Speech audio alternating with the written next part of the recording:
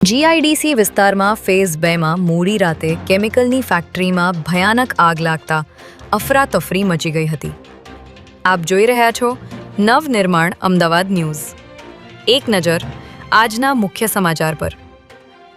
અમદાવાદ શહેરના વટવા જીઆઈડીસી વિસ્તારમાં ફેઝ 2માં મોડી રાતે કેમિકલની ફેક્ટરીમાં ભયાનક આગ ફાટી નીકળી હતી, જેને કારણે ફાયર બ્રિગેડના ઉચ્ચ અધિકારીઓ અને કર્મચારીઓ સહિત 22 ગાડીઓ તાત્કાલિક ઘટના સ્થળ પર રવાના કરવામાં આવી હતી. પ્રાપ્ત માહિતી અનુસાર વટવા જીઆઈડીસી વિસ્તારમાં ફેઝ 2માં આવેલી અર્પણ એરોનોટિકલ કેમિકલ નામની કંપનીમાં આગ લાગી હતી.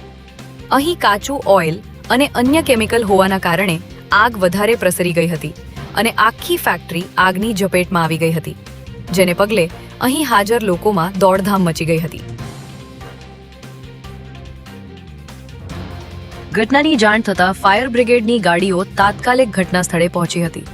ત્યારે રાત્રે 1:30 વાગે લાગેલી આગને કાબૂમાં લેતા ફાયર બ્રિગેડના કર્મચારીઓને સવારે 5:30 વાગ્યા હતા અને ભારે જહેમત બાદ આગને સંપૂર્ણપણે કાબૂમાં લઈ લેવામાં આવી હતી. જે બાદ કુલિંગની કામગીરી કરવામાં આવી હતી. ત્યારે નરોડા અને ઓઢવ જીઆઈડીસી બાદ હવે વટવા જીઆઈડીસીમાં પણ આગ લાગવાના બનાવો વધી રહ્યા છે. ત્યારે જીઆઈડીસી વિસ્તારમાં ફાયર સેફટીને લઈને અનેક સવાલો ઊભા થઈ રહ્યા છે.